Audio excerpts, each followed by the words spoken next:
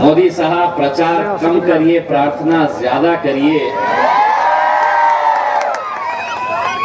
और प्रार्थना ये करिए कि अगर अर्जुन सलगार जैसे नौजवान लोकसभा में जब आएंगे तो तुम्हारी वाट कैसे लगाएंगे इसका तुम्हें अंदाजा नहीं। बाड़ा साहब जब अपना फॉर्म भरने के लिए गए थे, बाड़ा साहब जब फॉर्म भरने के लिए गए थे तो मैंने बाड़ा साहब को फोन करा और मैंने बाड़ा साहब से कहा कि ये इलेक्शन हो गया है क्या? इतनी भीड़ तो किसी कैंडिडेट के जीत के आने के बाद में भी नजर नहीं आती है जो बाड़ा साहब के साथ से फॉर्म भरने के लिए। तो मैंने बाड़ा साहब से कहा कि बाड़ा साहब ये तो तय है कि एक गेट से असद अवैसी साहब जाएंगे, दूसरे गेट से बाड़ा साहब आप भी जाएंगे, ये तो तय है। लेकिन मैंने बाड़ा साहब से कहा कि बाड़ा साहब आप अकेले नहीं जाएंगे, मैं भी आपके पीछे पीछे आऊंगा। और अब यहाँ आने के बाद मैं ये कह सकता हूं कि अर्जुन तुम भी तैयार रहो, मेरे पीछे पीछे तुम भी आना। आंकड़े कितने हैं ये मायने नहीं रखते। लोग अक्सर कहते थे हमें, जब हम विधानसभा में चुनकर गए तो एक शिवसेना वाले ने मुझसे सवाल किया था, तुम्ही काय करू शकतो, काय करणार तुम्ही, दोनच आमदार आहे ना। अब मैंने उसकी तरफ देखा, मुस्कुराया, मन ही मन में सोचा ये जनता कैसे कैसे को भेज देती है विधानसभा। लेकिन सवाल पूछा था तो मैं भी कहा खाली जाने देता। मैंने कहा कभी जंगलात गेलो होतो का? तो बोले म्हणजे काय? बोला म्हणजे ऐसा है कि जंगलात कुत्ते बिल्ली कितने हैं ये गिने नहीं जाते हैं, शेर कितने हैं। अब अगर तुम कहेंगे दो, अभी तक तो पार्लियामेंट में सिर्फ अकेले मेरे कायद असद अवैसी साहब थे। अब असद अवैसी साहब के साथ बाड़ा साहब की भी जब फौज जाएंगी, मोदी जी 2019 के बाद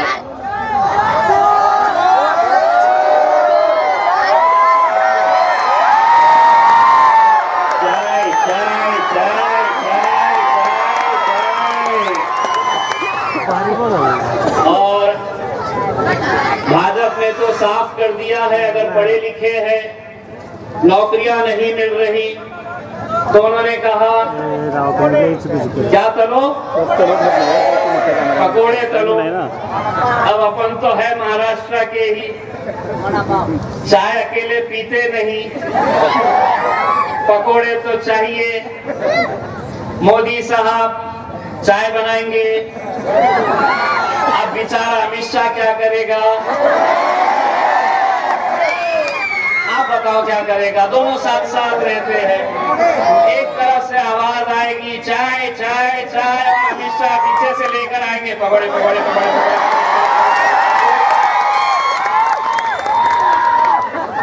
मेरे भाइयों, वो दिन दूर नहीं है जब ये सब कुछ होने वाला है, क्योंकि जब वंचित बहुजन आघाड़ी बाड़ा साहब ने बनाए थे तो मकसद यही था कि जो समाज जिनका पिछले 70 सालों इतने भी लोग बैठे हैं, हरे नीले पीले लाल झंडे, लाल मफलर अपने गलों में लगाकर, तुम्हारा और हमारा काम क्या था, तो सिर्फ हमने मत देते रहना, वोट देते रहना, और सत्ता में जाकर वो बैठेंगे और ऐसा बैठेंगे कि उस्मानाबाद के बारे में तो मुझे पता चला है कि बाकी की जनता ने तो सिर्फ गोटियां खेलना चाहिए, एक ही परिवार सारा सारा सारा, खासदार भी मैं, आमदार भी मैं, नगर परिषद भी मेरे बाप की, जिला परिषद भी मेरे बाप की। अरे तो क्या जनता गोटियां खेलेगी क्या? लेकिन अब बहुत हो गया, अब बहुत हो गया है। अब हमने ये कहा है कि 70 सालों तक पाटिल साहेब हमें क्या करत होते, 70 सालों तक हमारा काम क्या था कि तुम घोड़ी के ऊपर बैठते थे, दूल्हे बनकर सजकर बैठते थे और हम उस घोड़ी के सामने नाचते थे। अब बाड़ा साहब ने कुछ ऐसा नुस्खा निकाला है कि अब घोड़ी भी हमारी होंगी, दूल्हे भी हम ही बनने वाले हैं।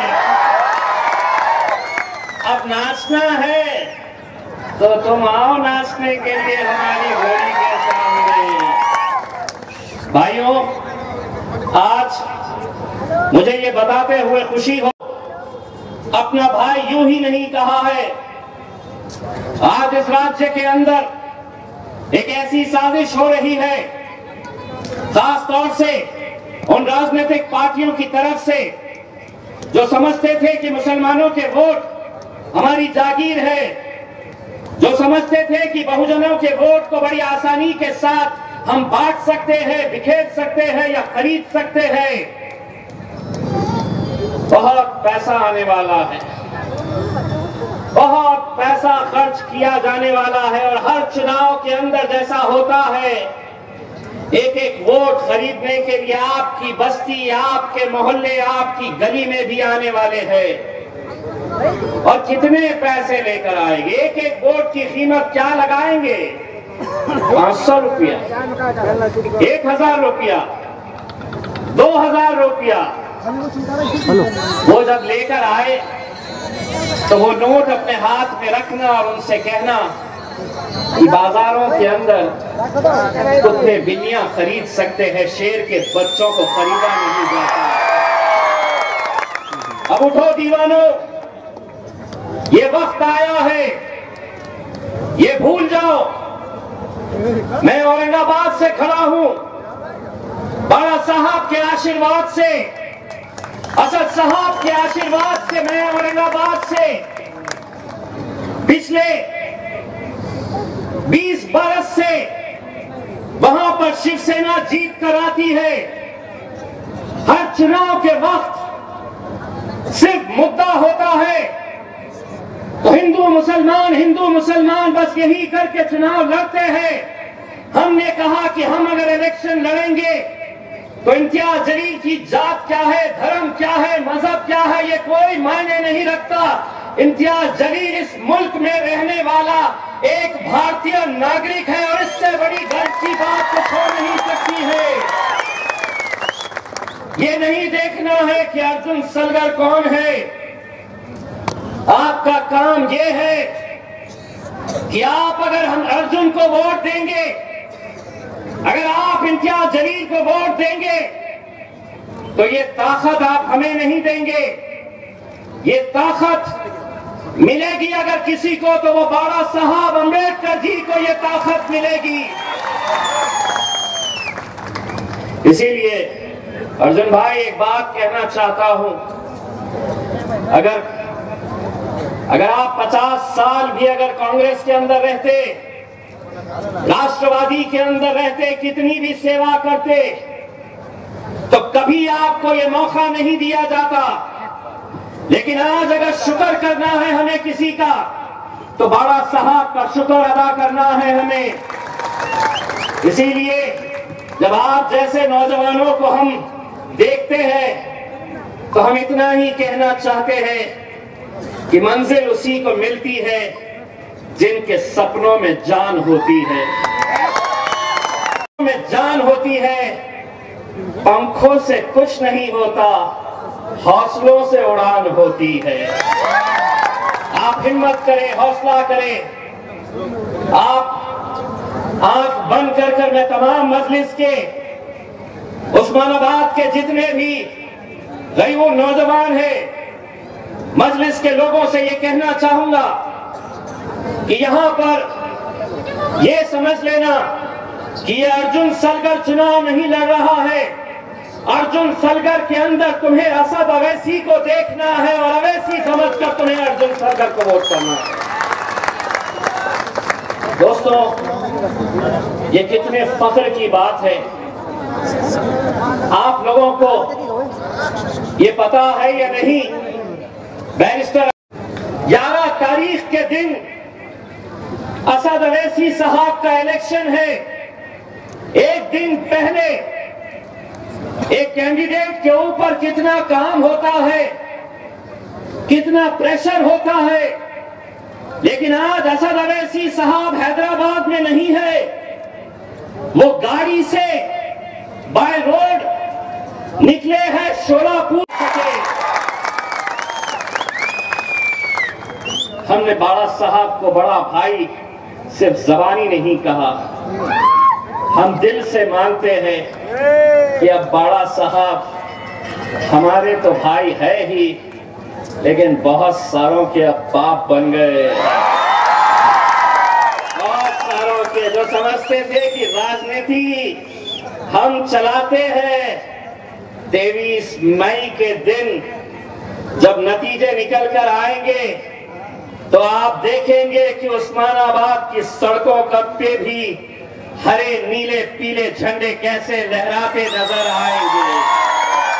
बस यही उम्मीद करते हैं कि एक बार कई सालों के बाद ये मौका आया है, इस मौके को जाने नहीं देना और ये समझना कि अगर अभी नहीं तो कभी नहीं। बस यही हम आपसे इल्तिजा करने के लिए आए थे। जाते जाते पूरे उस्मानाबाद को सुनाई दे एक नारा, दोनों हाथ ऊंचा करके आपको देना होगा, जय भीम, जय भीम, जय मल्हार। बहुत बहुत शुक्रिया।